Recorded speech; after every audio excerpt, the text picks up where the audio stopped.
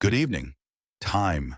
We live by it, rush through it, measure it, and yet, do we ever truly understand it? Have you ever felt like time is slipping through your fingers?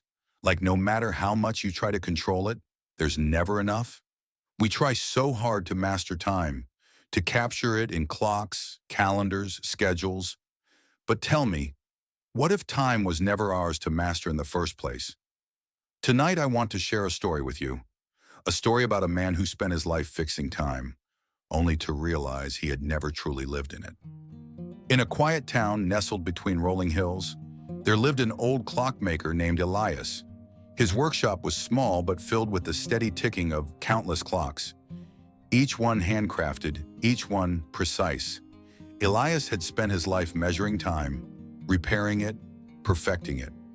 Customers came from all over, trusting him with their most treasured timepieces, and he never failed them, not once. But something strange began to happen. One morning, Elias woke up and couldn't remember what day it was. He brushed it off. Perhaps he had worked too late the night before. Then he started forgetting his appointments. A customer would arrive, expecting their repaired watch, and Elias would blink in confusion. Had they spoken yesterday? Or was it last week? The clocks in his shop still ticked, but for Elias, time was slipping through his fingers like sand. Days turned into a blur of ticking hands and unfinished work. He stopped setting alarms. He stopped checking the calendar. At first it frightened him. Then something unexpected happened.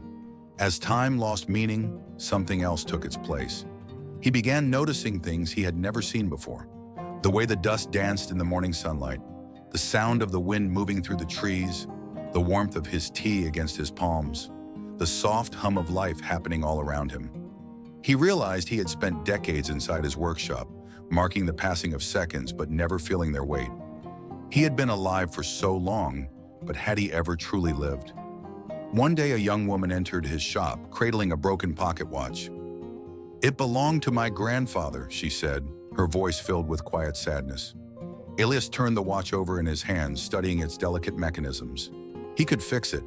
He knew that. He had spent his whole life fixing time. But then, he saw something else. The woman wasn't just here for the watch. She was here for the time it represented, the moments it held, the past she longed to touch again. And for the first time, Elias did something he had never done before. Instead of repairing the watch, he placed it gently in her hands and said, "Let it be." The woman looked at him, confused. Elias smiled. "Not all things are meant to be measured."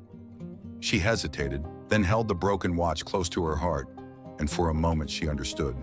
The ticking hands had stopped, but the memories had not. The love, the moments, the life within them. Those things did not need fixing.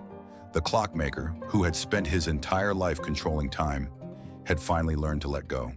Elias spent his life fixing time, only to realize that time was never broken. We all do it. We hold on to the past like a broken watch, thinking if we just fix it, we can go back. Or we chase the future, believing that happiness is waiting just ahead, if only we get there fast enough. But life doesn't happen in the past. It doesn't wait in the future. It happens right here, right now, in the space between seconds, in the breaths we forget to notice. So, what if, just for today, you stop trying to measure time?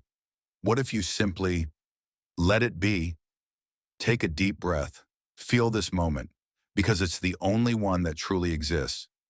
Thank you for spending this time with me. Until next time, take care.